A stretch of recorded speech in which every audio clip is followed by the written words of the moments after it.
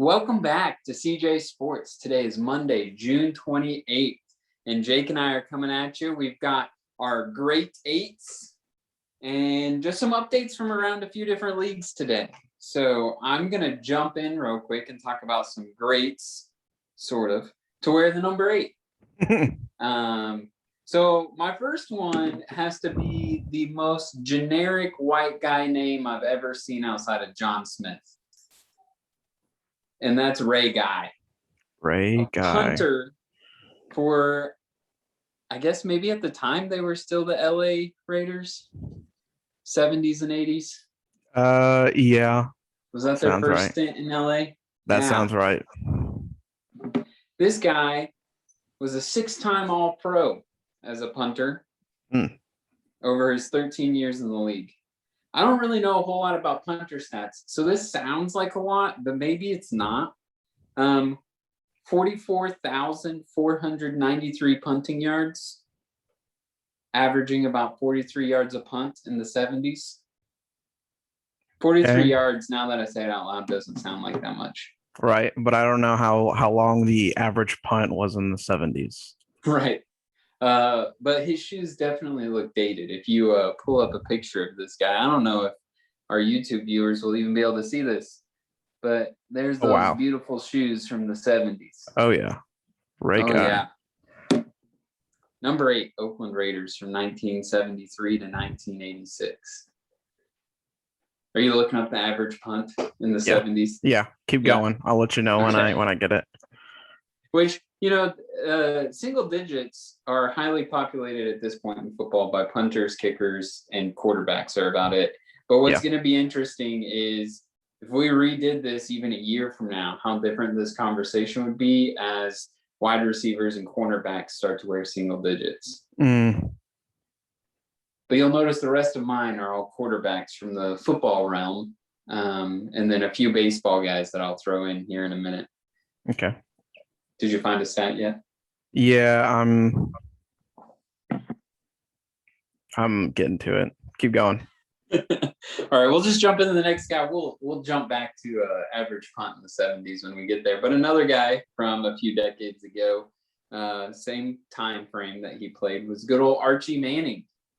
The main part of his career, definitely with the New Orleans Saints, is where we all remember him.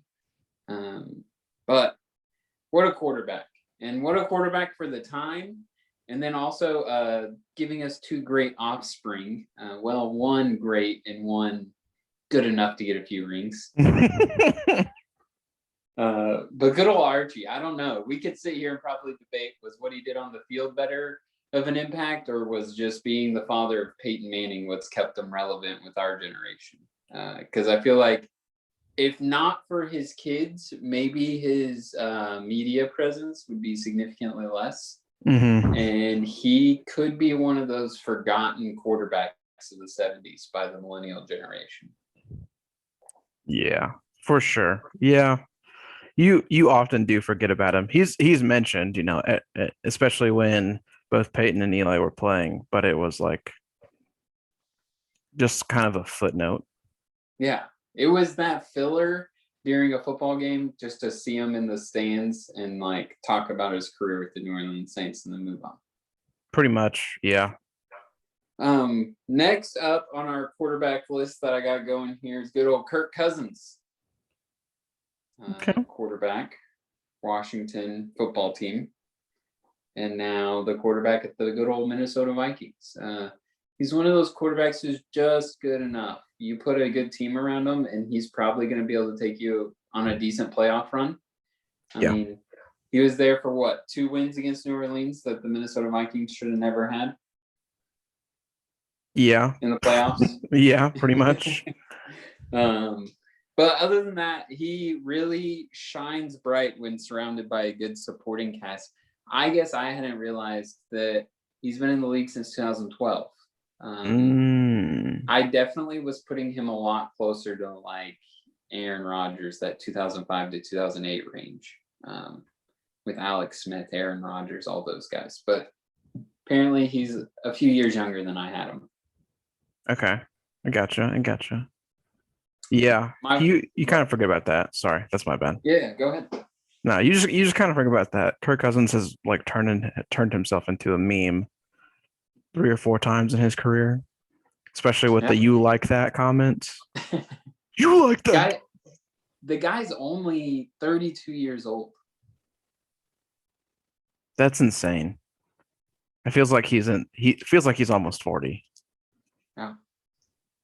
Yeah. Like I said, it feels like he should be in that Aaron Rodgers conversation of what is Rodgers going to turn, like 38 or 39 this year? Something like that. And Yeah. you got Brady, who's like 85 years old and been in the league for 70 years. I don't know. Yeah. He came out of Pee Wee football and just started winning Super Bowls. Oh yeah. Okay. My final. Ooh, you got the stat. I got the right guy update. So I've been looking at like 5 different websites, but I finally got one. Ray Guy was it was in the top 5 of average punt. Okay. For every year. 75, he was the top. 1975. With 41. Here, let me go back to it. No, 43.8 yards averaged was the top in 1975. So he was, I mean, by all accounts, one of the top 5, top 10 punters of his time. Yeah. And what I will give punters is I feel like they get gypped. Punters and quarterbacks, when we're calculating yards, get counted from the line of scrimmage. Yeah. Whereas field goal kickers get from where the ball touches the ground. So I feel like quarterbacks and punters in that sense get gypped on their yardage because most punters, their average kick would be about 12 or 13 yards longer than what it's posted at because for sure. They're standing almost 15 yards behind the long snapper. Oh, yeah. So his 42 or whatever, 41 you just said, probably was really closer to like 53, 55. Yeah, which is impressive. Yeah.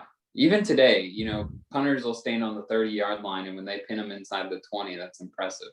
Especially when you think like doing that and it not going through the end zone. Oh, yeah. It's insane. All right. Your number one grade 8, sir. My number one from football. I've got 2 baseball guys I'm going to fly through for you. Okay. I couldn't, people may have caught on if they're watching YouTube, one of my baseball guys. But my last football guy, I don't know that he's necessarily my number one to wear number 8 in football, but he's an Oklahoma guy. Of course. His NFL career, I feel like in some ways got a little gypped because he went to the St. Louis Rams. And that's good old Sam Bradford. He's 32, so he's 6 years older than me, and he grew up 10 miles from me. So like when my sisters were in high school, they were watching him play at Putnam City North, play against Yukon High School. So that's just kind of a fun one. Not only is he from Oklahoma, but pretty local to where I'm from too. Yeah, true. Unfortunate career. Yeah. My last 2 are both baseball players, both at one point in their careers, or for one of them, their whole career, played for the Milwaukee Brewers. The first one actually wore number 11 while he was at the Brewers, but spent a significant amount of years in Kansas City before that. I think maybe I'm pretty sure he was there for their championship. But Mike Moustakas. He was. Also known as Moose Tacos. Mike Moustakas, since he left and went to the Reds, we have not made up for him in the infield. No, absolutely not. And Moose, the thing is that he's not even like that great of a defensive guy. Like he is good. He is 100%. Like he's gone kind of back and forth between is he worth the money that he's been getting paid the past few years? Just because which is where I can respect the Brewers for moving on. Right. Because he's one of those guys you don't want to overpay for. Right. And but the thing is, he has been really like he's been consistent. Like at the very least, you kind of know what you're gonna get from him, and he is low key a stud. If he can just find it, you're getting a guy that can bat 275 and hit you at least 30 homers a year. So and I think offensively is where the Brewers have struggled. If you look at them this year, although they lead the NL Central, they have like one of the worst batting averages, which is made up for by having a really good pitching rotation. Now, our starting pitchers. I don't know why you need 6, but it's getting the job done. Barely, and they're kind of turning it on a little bit, and they're literally they're like 12 games above 500 right now. They're in the worst division in baseball, so it's okay. You just got to stay above 500, and you're gonna win that division, so it doesn't matter. Right. The goal is get to October and then see what happens. Yeah, they'll lose the first round, but that's okay. They're getting to the second round this year. Nope, not happening. And by second round, I mean they'll get out of wild card weekend into the real first round. I doubt it. And last on my number 8's list is good old Ryan Braun. Played his career with Green Bay, Milwaukee. Excuse me, wrong Wisconsin sport there. Milwaukee. Now, obviously, middle of his career, has that little scandal, can't be juicing up. But overall, even if you take his athletics out of it, he was a good part of the leadership in that locker room. And for sure. So, yeah, he cheated his way into some home runs and some batting averages. And for that, he's never going to be in anyone's Hall of Fame or a retired number or whatever. Mm-hmm. But he still put together a pretty decent career. Yeah. And I will say, like you said, he was pretty much the core of the Brewers during his career. You couldn't picture, when you think about like great Brewers players, one of the first names you run into is Ryan Braun. Right after Raleigh Fingers and his little curly Q mustache. Right. Yeah. But it's a guy that like so many teams would love to have a guy like Braun right now. And he was like a prototypical baseball player. There was a little bit of me who genuinely thought they would go with the universal DH this year again. And Braun would come on specifically as a DH. Not play the field, just throwing bats around, running bases. Yeah, I will say the universal DH is most likely going to happen. I think it's going to happen with next year with the new CBA agreement coming up. It's going to be one of the things the players lobby for the hardest, but they're going to have to give up something to get it. So it's just going to be, what is it? You mean they won't fold after getting the ability to smoke weed like the NFLPA did? Yeah, let's add another game, but not another bye week. Let's add more teams to the playoffs, but I can smoke weed, so it's all okay. Right. And then, but we'll all get mad about not having another bye week, but that's what you agreed to, so that's okay. Whatever. But yeah, that's my number 8. Okay, sweet. I guess I'll do mine. I only got 3 this week. I just like every name I looked at, I was just like, man, I'm not like, I even skipped over Ryan Braun. Like I was just like, Ryan Braun's good, but like he's not one of my favorite players. But so this is a guy that he's changing the face of football. Literally, when he was drafted, it was talked about that he shouldn't be a quarterback. And from that, you can probably figure it out. Lamar Jackson. Tim Tebow. Oh. Tim Tebow. No. Lamar Jackson, man. It's just like he's been on the Ravens for 3 years. Started for 2. And all 3 years went to the playoffs. Was he there Flacco's last year? Is that why he didn't start all 3? Yeah, that's why he didn't start. Then they benched Flacco, and because they were saying like, oh, he needs a year to learn under Flacco. Everyone was like, Flacco stinks. Why does he? No, just start Lamar Jackson and get rid of Flacco. Flacco's gone a little flaccid, you could say. Golly, that's one way to put it. But no, yeah, Lamar Jackson comes in and wins MVP. He's like the face of the Ravens, and like the only thing that's real, one of the talking about the AFC North. If Lamar Jackson isn't the quarterback of the Ravens aren't even in the conversation of the strong AFC North. They're the bottom of the list. They'd be behind Joey Burrow right now. Right, exactly. And so And so like he came in and made that team competitive again, which is great to see because for years Baltimore didn't have a great offense. They won their Super Bowl from that defense. Like Joe Flacco did just enough, and the defense held it together to just absolutely dominate the league. Um, but Lamar Jackson, man, he's like I said, he's changing the way people are viewing quarterbacks in football, and I think it's 100% for the better. And we've talked about that a little bit. Talked about kind of the way Russell Wilson has done it as well.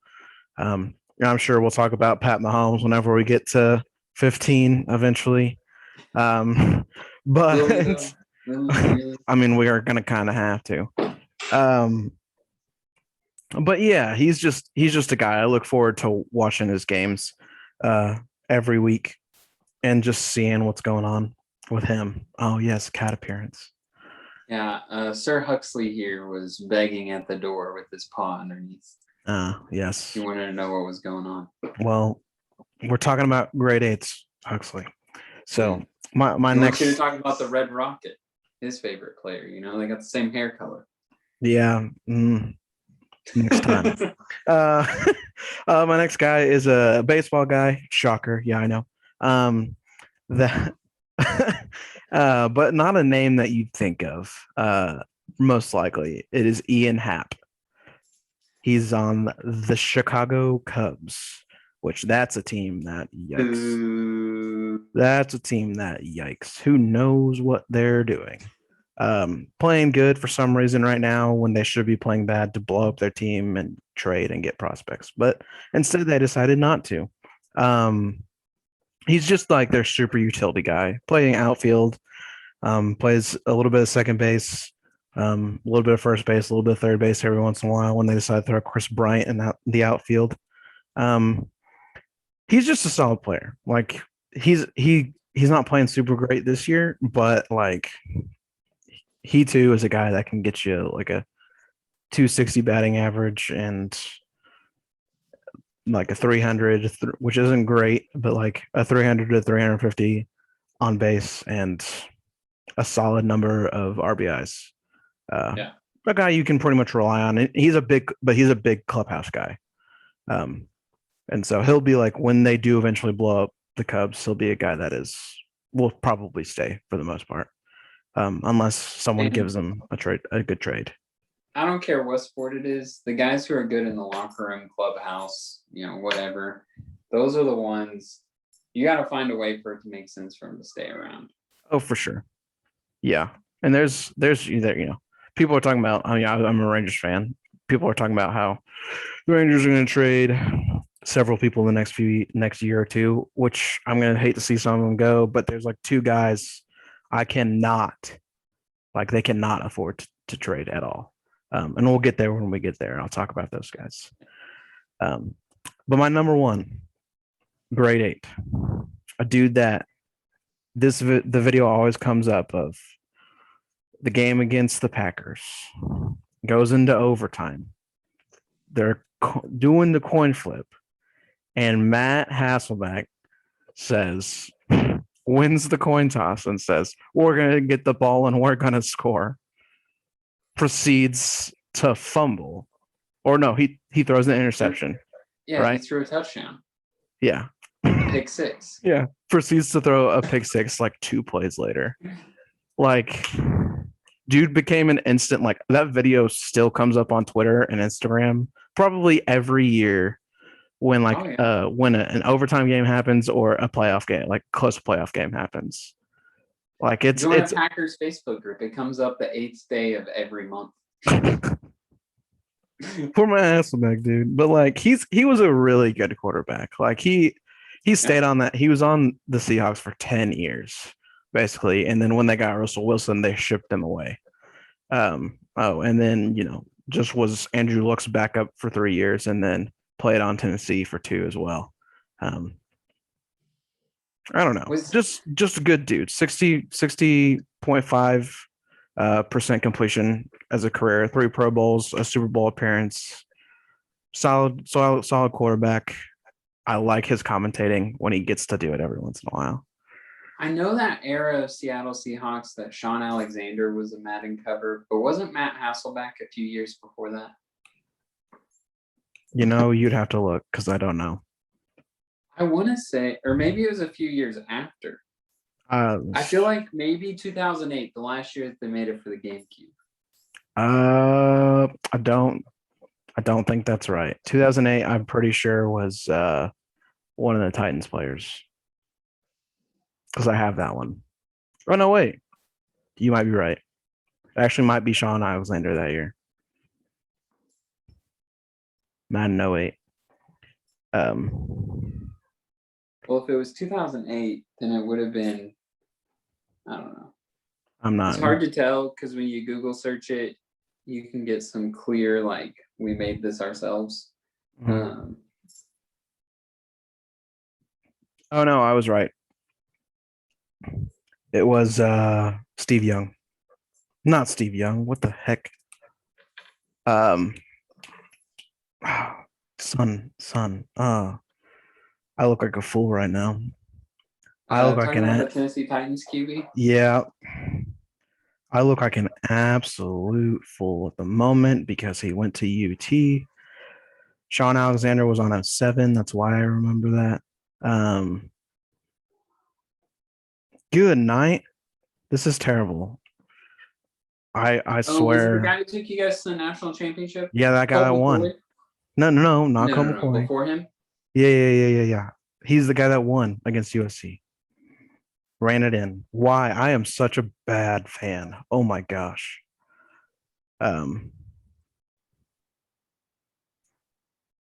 Good. Vince Young. Thank you. Goodness, I'm the worst. I said Steve Young. Vince Young. Yeah. That was Vince Young. I don't think Matt Hasselbeck ever graced the cover of Madden, but some fake ones. Oh yeah, there's gonna be fake ones. Particularly the year that Brett Favre left the Packers. Matt Hasselbeck, some Seattle fans, I think, put it out there that Hasselbeck was the quarterback who never chose to leave the Packers. Oh yeah, that's right. He was there before he was in Seattle as a backup for a year or two, but Green Bay sent him packing. Yep. Then he became face of the franchise for Seattle for 10 years. So yeah. Hey. But he yeah, did good out there. Yeah, he did. He wasn't going to be a face of a franchise behind Brett Favre. No, not a chance. I don't know that in that era there was any quarterback who could genuinely beat Favre out of that spot. Tom Brady. I don't even know if at the time that the Packers went ahead and chose to stick with Rodgers, if they genuinely believed Rodgers would be an MVP quarterback. I think they just thought they had more years with Rodgers. Yeah, that's probably which, obviously they did. He was a lot younger, but right. I don't even know that they went into that one thinking he's going to beat Favre out if we kept Favre for another year or two. Yeah, that's a fair assessment, I think. But I don't know. Who knows? Nonetheless, we're talking about Matt Hasselbeck. Right. Leave it to me to always get it back to the Packers. Always. But yeah, that's my 3 guys: Lamar Jackson, Ian Happ, Matt Hasselbeck. I wanted to honorable mention. As a Cowboys fan, I got to mention Troy Aikman. Okay. Somehow not the number 1 consensus quarterback in the history of the Cowboys. That always goes to Staubach. It always goes to Staubach. Every time there's a vote, it's always Staubach. Or Staubach, however you want to call him. I was sitting here for a moment, not thinking of Staubach. I'm like, who would be above Troy Aikman? Yeah, it's I was going through are there morons out there voting for Tony Romo over Troy Aikman? Randomly, yes. Randomly, yes. You'll get those. I mean, if Dak plays like he did before his injury for the next 10 years, maybe you start talking about him. Oh, dude, if that can just win 1 Super Bowl, then yes, he's there. But yeah, Troy Aikman, Cal Ripken Jr., literally the man in baseball. Played for, I don't know, he's got a record that's going to be unbeaten of number of games played consecutively. I don't even remember what the number is. It's absolutely insane. But he's got a record that will never be broken. And he did it all while playing great baseball. Not like he was just old and they threw him out there. No. Yeah. He was a great player. And then, of course, You mean he didn't pull the Favre and was actually injured, but went and took the first snap so that he could say he started the game? Yeah, no, yeah, he didn't do that. Little do most people know, Favre did that a few times in Green Bay just to continue his start streak. Oh, no way, really? Golly. And then you can't talk about number 8 without talking about Kobe Bryant. Kobe. Yeah. Moment of silence. Okay. I'm done. But yeah, Kobe Bryant, one of the top 5. Somehow it's still debatable about whether or not he's in the top. He's at least the top 10 greatest basketball player People of all debating time. top 5? Always. Because name 5 people. I'll give you Michael Jordan, LeBron James. I'll go ahead and let somebody put them above Kobe Bryant. Yeah. Who are the other 3? Kareem Abdul-Jabbar was another one. They just like saying his name. And then Larry Bird. Well, that's 2. Yeah. Then people talk about Pippen. No. Pippen is trash if he's not on a team with somebody. I know, like but people talk about Michael Pippen. Jordan. I'm the wrong Maybe guy not to be trash. asking. I'm the wrong guy to be asking this question too, by the way. I just every once in a while see there's guys you can make an argument are great basketball players, but I don't know that you can say that they did anything for a team or a city or the sport of basketball like Kobe Bryant did in the early 2000s. I'm 100% with you, but there are all these experts that get paid millions of dollars that would say different. So they wouldn't know a black mamba that bit him in the face. Dude, literally was named after him, but whatever. But yeah, that's my guys. And honorable mention real quick for the hockey world is Uvacek. All right, let's move on. Okay, yeah, that's true. I can't believe I missed that. I will say I've been tired and had a long day, so that's why I didn't even look at hockey because I was like, no one wears freaking single digits in hockey. Everyone wears numbers that starts with 6. Yeah. Or what, like random, super 6, random 7s, numbers. and 8s. Yeah, and then some of teams. 50s. Yeah, some teams every once in a while. Yeah. But yeah, we'll talk about him here in a few months in season 2 of our show. We'll talk about a guy named Rusty in the teens. Sneak peek. But extra sports news. Nothing too big happened, right? College World Series going on right now. That turned out to be 2 pretty good teams. If you want to see some good college baseball, tune into that. Forgot about that. Yeah. Baseball college. Vanderbilt and Virginia, I believe. I'm probably wrong. Okay. I don't remember exactly. I don't know why I say stuff like that, and then I second guess myself all the time. See, in the state of Oklahoma, once we get past hosting the women's college world, Mississippi State, Cal, not Virginia. State have lost. Yeah, I don't know why I thought Virginia. It's Mississippi State. Mississippi State and Vanderbilt. Vanderbilt's freaking kicking butt right now. 7-1 in the bottom of the second. Holy Lord. So it's not a good game today, but they're the 2 top teams in the country, so it should be a good series. But speaking of baseball, sticky stuff. If you wanted to see exciting things, then you saw Max Scherzer almost completely strip. What? Yeah, they did a strip search on the mound. No, so they he had been searched twice already in the game. And then Joe Girardi from the Phillies asked the umpires to search him again a 3rd time. And he was just tired of it. He was done. He's like, are you freaking they've done it twice. And so he's like, what do you want to see? What do you want to see? And so he starts unbuttoning his belt and his pants and then he stops and he untucks it. He's like, what do you want? And just yelling at Joe Girardi. It was really funny. And then one of the guys on the Athletics did it as well, but he actually threw his pants down. It was pretty funny. But one of the first ejection happened, and it's funny because Clay texted it to me earlier and said it. And I was like, I didn't even know that happened, and it's because it happened to the Mariners, a team literally nobody cares about. Hey, I've been to 1/3 of the baseball stadiums in the U.S., and the Mariners is one of I've been there too, but I gotta say, them.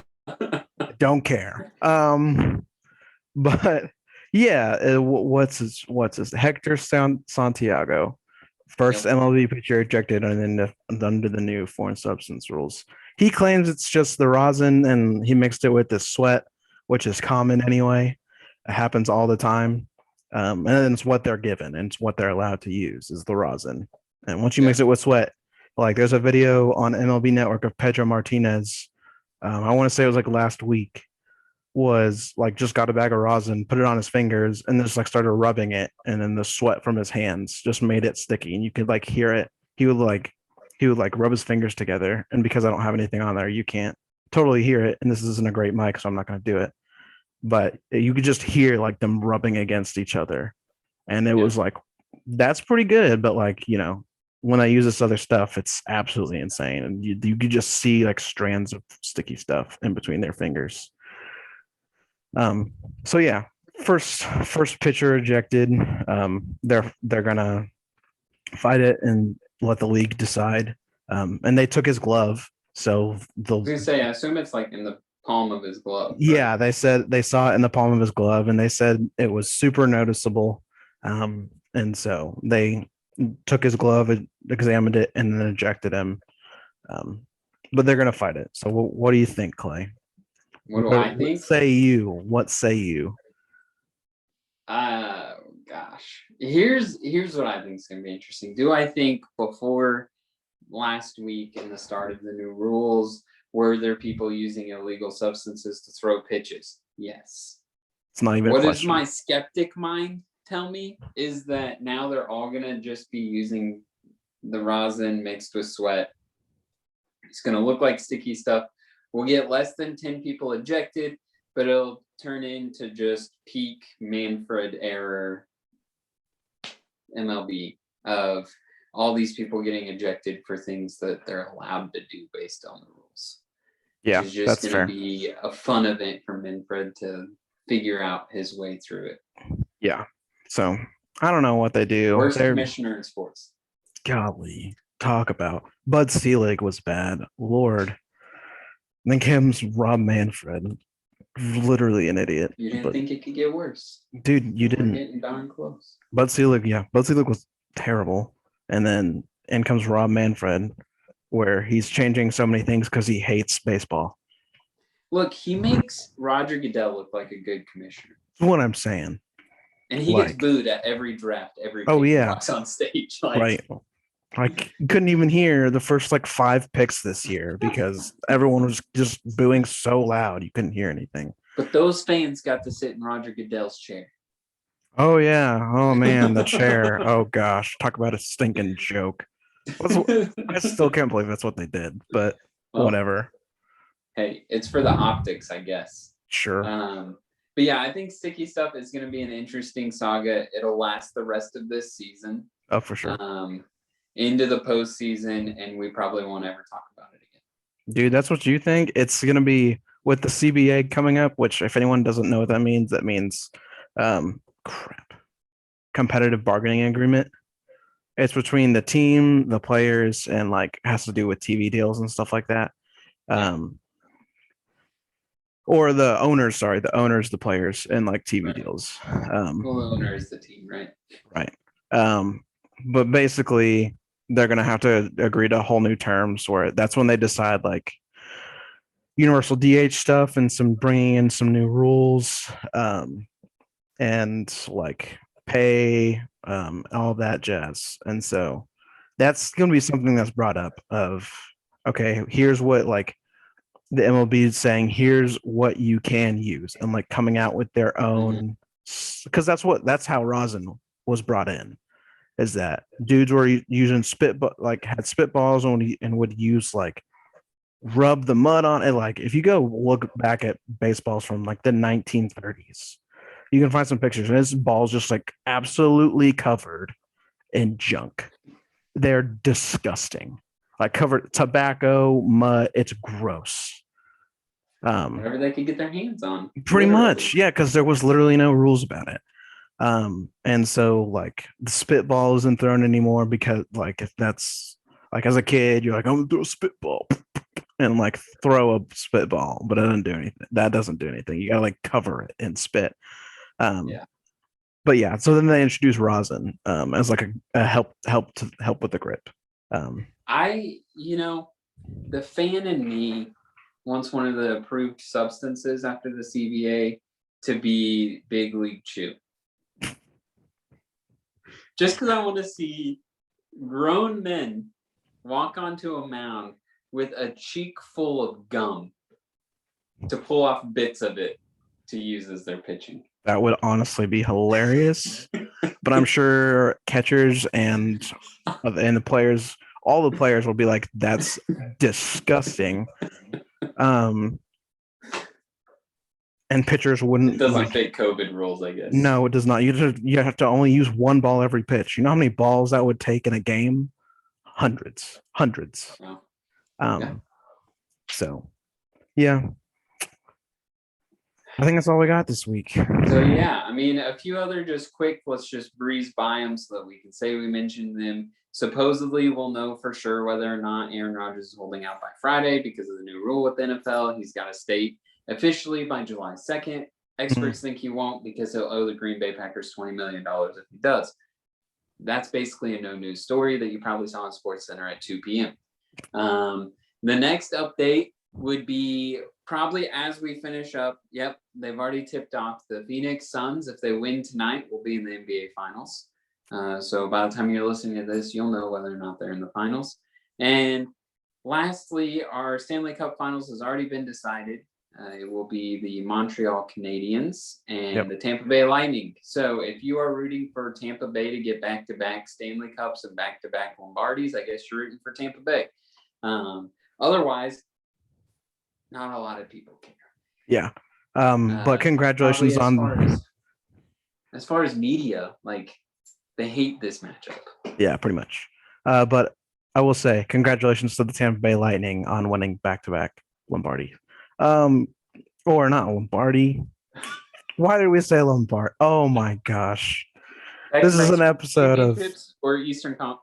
This is an episode of us not mentally being here. Especially myself. I freaking called Vince Young something. Whatever. Steve Young. Vince he played for the Niners. Oh, thanks. Back in the day. Vince Young. Yeah. But yeah.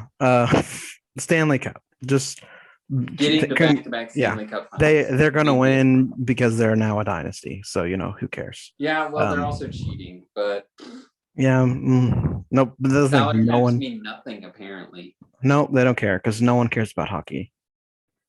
So no one cares enough anyway, I guess. A lot of people care about hockey. No one cares enough.